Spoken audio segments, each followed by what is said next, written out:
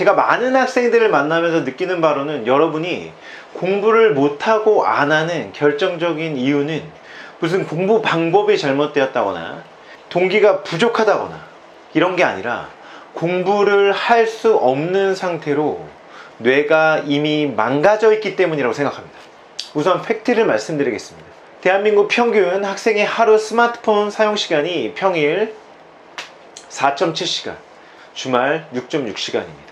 미국의 심리학자 글로리아 마크에 따르면 스마트폰을 본 후에 집중력 회복 시간이 평균 23분 걸린다고 합니다. 2017년 캐시 슬라이드 조사에 따르면 하루 평균 스마트폰 확인 시간은 횟수로 90번. 2024년 어피티 설문조사에 따르면 64.8%가 스마트폰을 셀 수 없이 확인한다고 합니다. 추정 150회 이상입니다. 자, 계산을 해볼게요. 하루에 150번 곱하기 23분입니다. 그러면 대략 57시간 정도.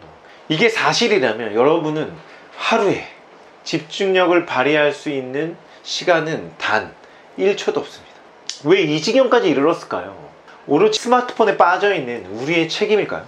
도둑맞은 집중력이라는 책에서 다른 시각으로 보고 있습니다. 실리콘밸리의 최고의 엔지니어들, 심리학자들, 뇌과학자들이 모여서 여러분의 뇌를 해킹하기 위해 수년간 연구한 결과물들이 바로 여러분 손안에 있는 이 스마트폰이라고 말하고 있습니다. 저자에 따르면 기업은 의도적으로 끊임없이 우리의 집중력을 방해해서 자신들의 비즈니스에 관심을 끈도록 만들고 있습니다. 팝업 창과 광고 이미지, 푸시, 알람 등이 대표적인 거예요. 인터넷에서 글을 읽더라도 웹페이지 내에 별의별 이미지들이 우리를 현혹시키고 있어요. 그런데 우리는 어리석게도 그들을 상대하려고 하고 있어요. 스마트폰을 스스로 통제하거나 조절하려고 하죠.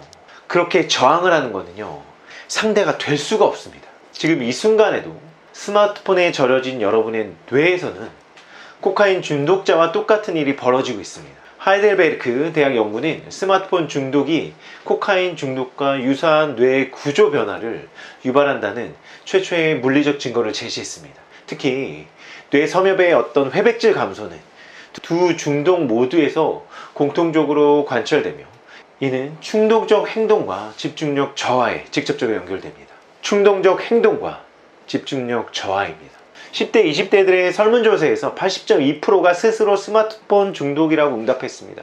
대부분의 수험생들이 이 사실을 모른 채 내가 의지력이 부족해서, 내가 머리가 나빠서 이렇게 자책하고 있어요. 통계와 연구 조사에서 보여주듯이 스마트폰에 중독된 상태에서 학습의 효율성을 추구하는 것 자체가 불가능해요. 책상에 앉으면 5분도 안 돼서 폰을 집어들고요. 잠깐만 보고 공부해야 하자라는 마음으로 폰을 켰는데 2시간이 지나가 있고요. 수학 문제를 풀더라도 자꾸 조금 전 울린 알람에 신경 쓰이고 밤에 잠자리에 누워서 5분만 더를 10번 이상 반복하고 있어요. 여러분의 뇌는 이미 스마트폰에 지배당한 상태입니다. 오늘 이 영상에서 여러분에게 스마트폰이 여러분의 뇌를 어떻게 파괴하는지, 그리고 어떻게 하면 이 암울한 상황에서 벗어날 수 있는지 과학적 근거와 함께 말씀드리도록 하겠습니다. 다시 한번 말하지만 스마트폰은요, 실리콘밸리의 최고의 엔지니어들과 최고의 석학들이 인간의 뇌를 연구해서 만든 집중력 파괴 병기입니다. 저는 수험생들에게 있어서 스마트폰은 이렇게 명칭하고 싶어요. 집중력 파괴 병기. 인스타그램 릴스, 틱톡, 유튜브 쇼츠의 무한 스크롤 구조를 보세요. 이는 도박장의 슬롯머신과 동일한 원리입니다. 다음에 뭐가 나올지 모르는 불확실성에 대한 보상이 도파민을 가장 강하게 분비시키기 때문이에요. 그런데 왜 우리는 수학이나 영어는 이렇게 중독되기 어려울까요? 답은 간단합니다. 공부는 스마트폰처럼 즉각적인 도파민 보상을 주지 않기 때문이에요. 뇌는 당연히 더 쉽고 빠른 도파민을 선택하게 되어 있습니다. 더 심각한 건 스마트폰 중독이 공부 능력 자체를 파괴한다는 점이에요. 집중력을 저하시키는데 지속적인 이러한 멀티태스킹과 스마트폰이 가진 즉각적 보상 시스템에 뇌의 집중 회로를 강력하게 손상시킵니다. 한 가지 일에 오래 몰입하는 능력이 완전히 파괴시켜요. 또 기억력을 감소시켜요. 스마트폰에 의존하다 보니 암기력과 기억을 유지하는 능력이 약화됩니다. 단어 암기, 공식 암기가 예전보다 더 어려워집니다. 사고력이 퇴화돼요. 짧고 자극적인 컨텐츠에 익숙해지면요, 긴 지문을 읽고 논리적으로 사고하는 능력이 현저하게 떨어집니다. 그리고 스트레스가 증가돼요. 스마트폰이 가진 컨텐츠의 강력한 특징인 끊임없는 비교와 자극, 그 스트레스 호르몬이라는 고하 코르티솔이 수치가 굉장히 높아집니다. 이는 학습 능력과 직접적으로 관련이 있습니다.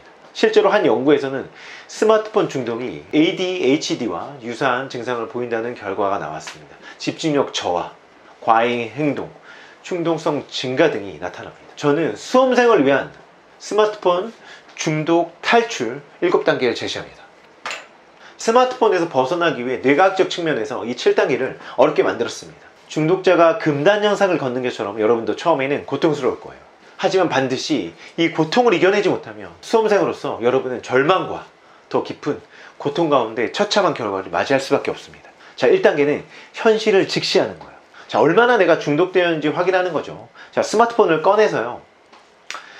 제 폰은 이제 삼성폰이라서 제 폰의 경우에는 설정에 디지털 웰빙이나 사용시간 설정하기에서 스마트폰 사용시간을 우선적으로 확인할 수 있습니다. 확인해 보세요.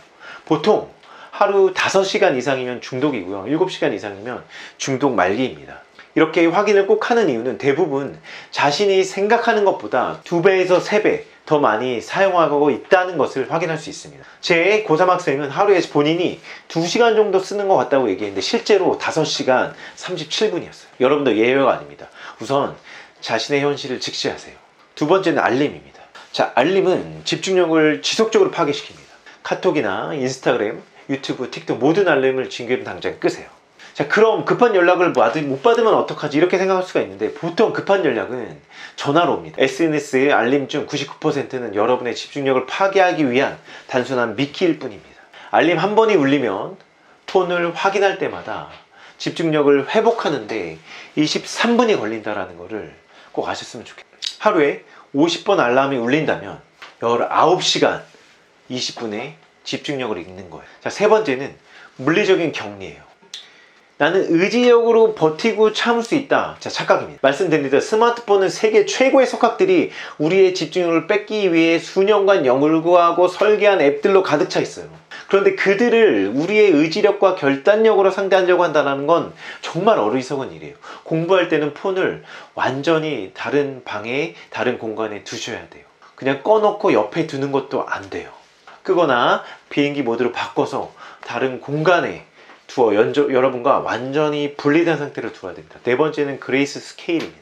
여러분의 뇌를 속이는 건데 지금 당장 스마트폰을 흑백 모드로 설정을 하는 거예요. 삼성폰 같은 경우 설정에 들어가서 접근성, 시각 보조, 그리고 색상 조정, 회색으로 바꿀 수 있습니다. 왜냐하면 여러분의 뇌는 색깔에 중독되어 있기 때문이에요.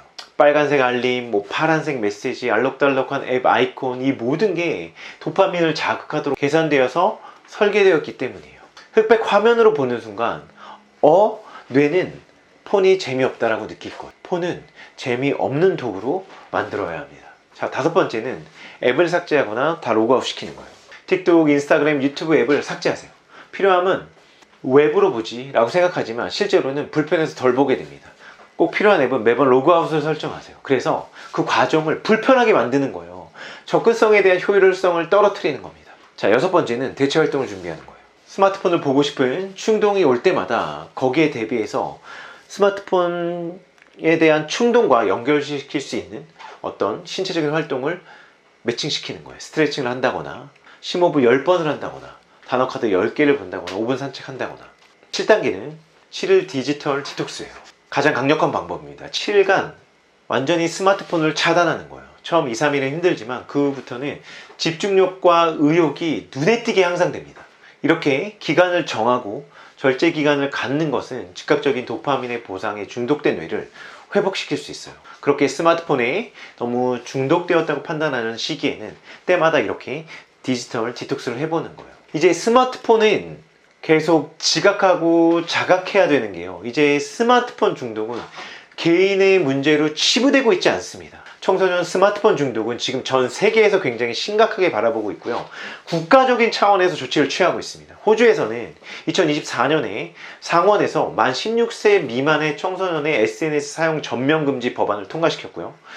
내년 말 시행할 예정이 되어 있습니다. 덴마크는 모든 초등학교와 중학교에서 학생들의 스마트폰 사용을 금지하는 법안을 준비 중이고 있고요.